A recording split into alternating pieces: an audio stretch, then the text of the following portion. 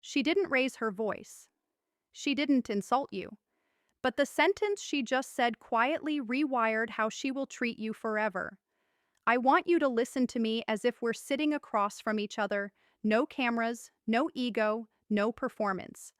I'm speaking to you as a woman and as a psychologist who has watched thousands of men slowly lose themselves, not because they were weak, but because they ignored early signals that felt small and sounded harmless. The first thing a woman can say that should make you pause isn't dramatic. It's subtle. It often sounds like honesty. It often sounds like vulnerability. It often sounds like maturity. And that's why it's dangerous. When a woman says, I'm not ready for anything serious right now, your nervous system hears hope. Your psychology translates it as timing. Your ego whispers, she just hasn't met the right man yet. But what she is actually doing, whether consciously or not, is placing you in a waiting room where your value decays over time. As a psychologist, I can tell you this. People who want connection don't hedge it. They don't keep exits open. They don't ask you to stay emotionally invested while they remain undefined. Readiness is not a mood, it's a decision. Here's the part most men miss. When you accept that sentence and stay, you teach her something about you. You teach her that your boundaries are flexible. You teach her that your time is negotiable. You teach her that you will self abandon to maintain access to her. From that moment on, the dynamic shifts. She doesn't need to respect you less consciously. Her nervous system does it automatically. Attraction doesn't die because you're patient. It dies because you made yourself optional. I've worked with men who stayed for years after hearing that sentence. Good men, ambitious men, men with depth. And what broke them wasn't rejection, it was ambiguity, the constant low-grade anxiety of never knowing where they stood. That kind of stress erodes confidence quietly. You start overanalyzing texts. You start minimizing your needs. You start calling restraint strength when it's actually fear of loss. Let me be very clear, because clarity is kindness. Walking away from that sentence is not punishment. It's self-respect. It doesn't mean she's a bad woman. It means the situation is misaligned. Healthy women who are ready don't fear clarity. They don't fear labels. They don't fear momentum. They may fear the wrong man, but they don't fear intention itself. If you stay after hearing this, you're not proving devotion. You're volunteering to be a placeholder. And placeholders don't get chosen, they get replaced. The strongest move you can make in that moment is calm, grounded distance. Not anger, not persuasion, distance. Because when a man knows his direction, he doesn't wait for someone else to decide if he's worth walking with. This is the first truth most men were never taught. Ambiguity is not romance. It's a slow leak in your self-worth. The second sentence sounds even softer, even more reasonable. It often comes wrapped in empathy. She looks at you, maybe even touches your arm and says, I've been hurt before, so I move slowly. And every decent part of you leans in. You tell yourself this is depth. You tell yourself this is emotional intelligence. You tell yourself that patience is masculine. But I need you to hear what that sentence does in real time. It quietly transfers responsibility for her healing onto you. Without asking your consent, it assigns you a role, emotional probation officer. From that moment forward, you are no longer two adults choosing each other freely. You are the one who must prove safety, consistency, and restraint, while she remains the evaluator. That imbalance is where attraction begins to rot. Psychologically, unresolved trauma doesn't create caution. It creates hypervigilance. And hypervigilance doesn't slow love down. It tests it to death. Every disagreement becomes evidence. Every boundary you set becomes a threat. Every moment you prioritize yourself is subconsciously logged as potential abandonment. You end up shrinking, not because she demands it explicitly, but because the emotional atmosphere rewards your self-erasure. Here's the hard truth men rarely hear. Healing is not demonstrated by how slowly someone moves. It's demonstrated by how responsibly they show up.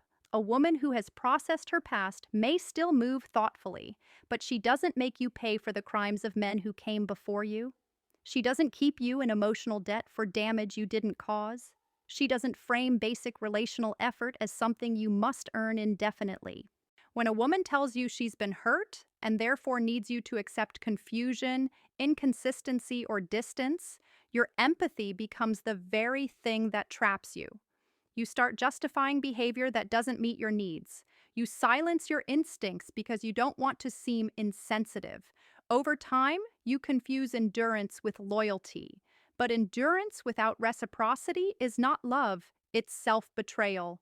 I've seen men stay in these dynamics for years, believing that if they're gentle enough, patient enough, stable enough, she'll eventually feel safe. What actually happens is different. She becomes accustomed to being centered while you orbit.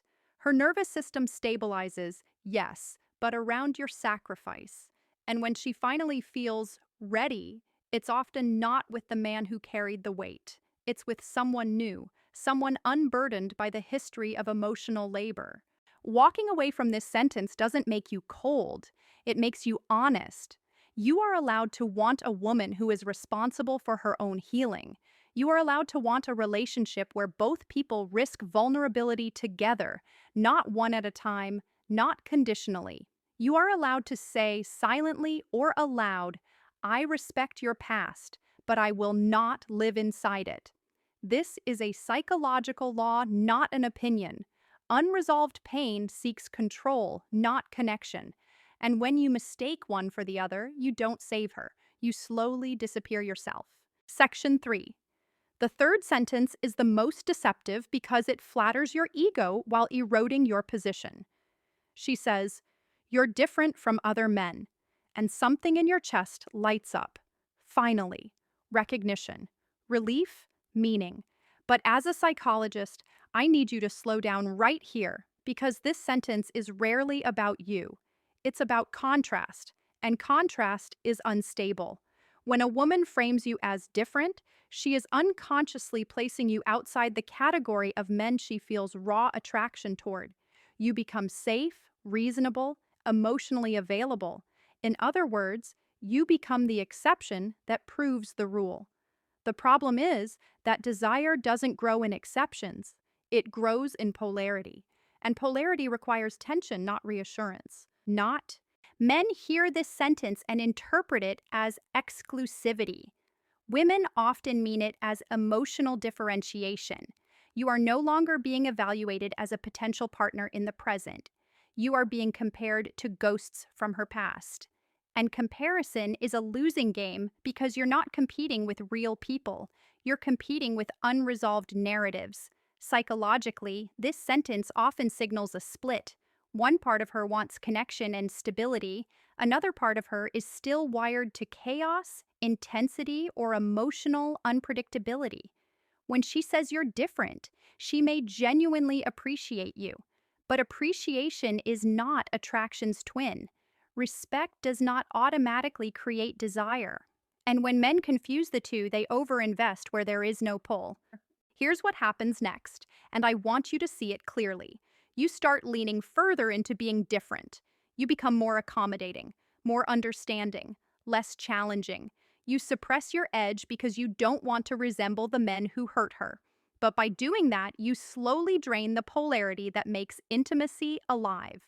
She may feel grateful for you, she may feel safe with you, but safety without desire turns into indifference.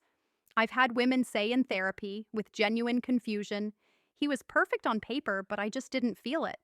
What they're describing is this exact dynamic. The man unknowingly disqualified himself by trying to maintain the role she assigned him. He became the emotional buffer, not the romantic partner. When you hear this sentence, the danger isn't immediate. It's delayed. It shows up months later when intimacy plateaus, when affection feels dutiful, when you sense her pulling away but can't point to anything you did wrong. That's because you didn't do anything wrong. You did everything safely. Walking away from this sentence doesn't mean rejecting connection. It means refusing to be placed in a psychological category that limits you. You are not here to be a corrective experience for someone else's past. You are not here to prove that men can be good. You are here to build mutual desire, respect, and direction in the present. The truth most men never hear is this: when a woman is truly attracted, she doesn't tell you you're different. She treats you differently. There is momentum, there is curiosity, there is investment. Words become unnecessary because behavior is consistent. If you ever feel yourself being praised into passivity, pause. Attraction doesn't require you to abandon your masculine presence. And anyone who needs you to be less of yourself to feel safe is not ready to meet you where you stand. The fourth sentence is the most revealing because it sounds honest, even self-aware. She looks at you seriously and says, "I don't know what I want." Men often respect this. They think, at least she's not lying. But psychologically, this sentence is not neutral. It's a warning label. When a woman says she doesn't know what she wants, what she's really saying is that she knows what she doesn't want, but hasn't taken responsibility for choosing differently yet. Uncertainty at this stage isn't innocence, it's avoidance. And avoidance always creates collateral damage for the person closest to it. From a psychological standpoint, people who don't know what they want are led by impulse, not intention. That means the relationship will be shaped by emotion in the moment, not values over time. One week she's close, affectionate, future-oriented. The next week she's distant, overwhelmed, needing space. And you, trying to be stable, become the regulator of chaos you didn't create. Men stay because they believe clarity will come later. But clarity doesn't arrive on its own. It arrives when someone chooses it. And if she hasn't chosen it before you entered the picture, you will not inspire it by waiting. You will only absorb the confusion. The fifth sentence is often said casually, sometimes even playfully. "I'm just being honest." This one is dangerous because it's used as a shield. Once those words are spoken, anything that follows is framed as truth rather than responsibility. Brutality becomes authenticity. Inconsistency becomes self-expression. And if you react, you're told you can't handle honesty. In psychology, we call this moral licensing. By declaring honesty, a person gives themselves permission to act without considering impact. You end up tolerating behavior that violates your boundaries because you don't want to seem insecure or controlling. But boundaries are not about control. They're about self-definition. When a woman consistently hides behind honesty to excuse behavior that leaves you anxious, uncertain, or diminished, the relationship becomes asymmetrical. She expresses, you absorb, she releases, you regulate. Over time, your nervous system learns to stay alert. You lose peace, you lose presence, you lose yourself. Here's the truth that ties all 5 sentences together. None of them make her a bad woman, but all of them signal a dynamic that will cost you your clarity, your energy, and your self-respect if you ignore them. Walking away is not an act of bitterness. It's an act of discernment. As a psychologist, I can tell you this with certainty. The right woman does not require you to translate, tolerate, or trauma bond your way into love.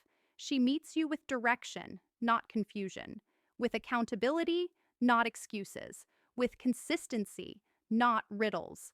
Before this video ends, I want you to answer this honestly, just for yourself first, then in the comments if you're willing. Which of these sentences have you ignored in the past, and what did it cost you? If this spoke to you, like the video. Subscribe for deeper psychological truths men are rarely taught. And share this with a friend who needs clarity more than comfort right now.